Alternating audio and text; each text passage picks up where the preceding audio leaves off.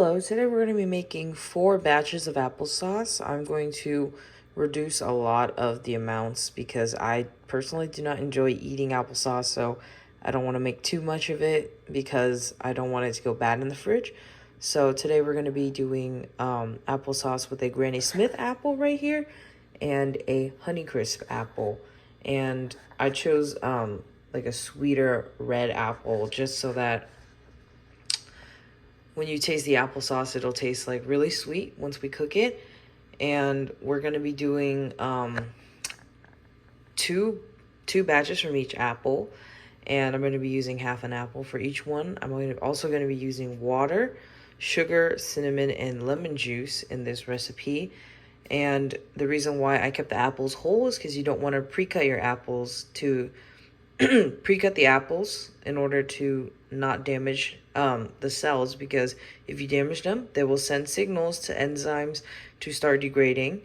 And when we cut them and peel them, I'm going to take out the core because there are cyanide in apple seeds and we don't want any toxins in our recipe. I've cut and diced all the apples. These are the Granny Smiths and this is the Honeycrisp. I'm going to add half of each pile to the pan, one at a time, because I wanted to keep it consistent and just keep it the same pan. I wanted to also reduce this recipe because I wanted to reduce the cooking time. Since I'm making 4 batches of this, I'm gonna add them with water, add the apples with water, sugar, lemon, and ground cinnamon. And I'm gonna put it on about medium heat for about 10 to 12 minutes, 10 to 15, depends on how long they take to cook. And I don't really like my applesauce really fine, so I'm going to try to keep it more chunky. And for each of the batches of each apple, one of them is going to have sugar in order to compare what the taste profile is going to taste like when we add that sugar. And I'm going to keep the sugar amounts the same for each one of the batches in order to make it controlled variable so that we can see how it affects. I predict that I'm going to like the Honeycrisp without sugar the most though, and I still think that it's going to be pretty sweet just because Honeycrisp itself is a sweet apple, and we do know, as we learn in lecture, that fruits have sugar makes up about 10 to 50% of fruits, so it'll still be sweet overall no matter what we make. But let's get started. Medium heat with the Granny Smith apples. I have some water, cinnamon, and I'm going to add about 1/2 tablespoon of sugar into the recipe. And then I'm going to wait to put in the lemon juice. But I'm gonna let this simmer. I'm gonna mix it around and then let it simmer for about 10 minutes or until it starts to look like the apples are becoming soft. Then I'm going to add lemon, and then we're going to explain what the lemon does to this recipe. Fact on one of our ingredients is that sugar actually slows the conversion of pectin.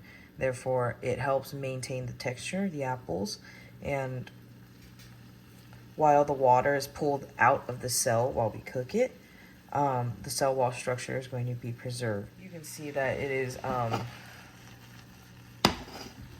stewing, and it's kind of fogging up my camera, but I added about 3 to 4 drops of the Italian lemon juice.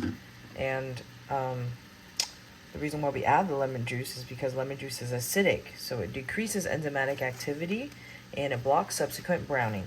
And we do not want browning because these apples are if they brown, the applesauce won't taste as good. The apples will go bad. And browning is caused when the oxygen mixes with protective phenolic compounds and enzymes. And those enzymes will then oxidize those phenolic compounds. So to prevent that enzymatic activity, we introduce something with a low pH, like lemon juice.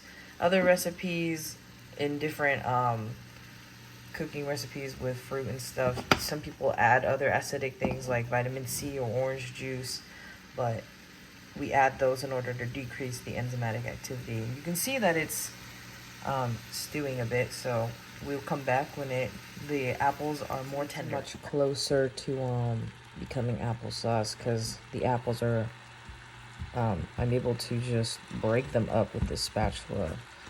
But they aren't close enough to be smashed yet, so we're gonna let it stew for a little bit longer. It's much closer to becoming applesauce because the apples are, I'm able to just break them up with this spatula.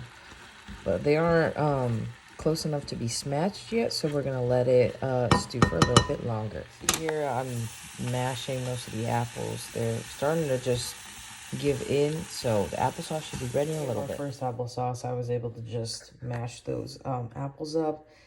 You can see that it's still hot. I'm going to now finish the rest of those recipes for the 3 batches, and we'll come back for the trying test. So here we have our 4 applesauces after everything is done. These 2 are the Granny Smith with sugar, and these 2 are the Honey Crisp, and this one is with sugar. And you can see that it's a little bit thicker with the ones with sugar. I'm gonna try each one.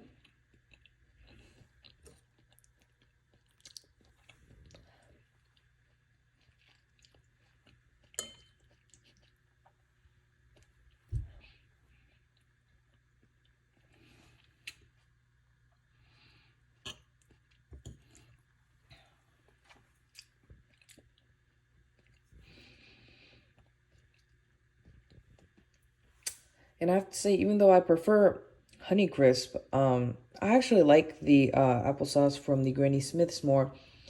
And I think it's because Granny Smiths in general are denser and thicker. So you can see why the Honey Crisp servings are bigger, just because the apple is actually just larger. But because Granny Smiths are more tart inside, I think that it translates very well when I eat it in the applesauce. And I prefer the one without sugar. So this one is my favorite one out of all the batches. And I hope you enjoyed this video. Thank you so much for watching.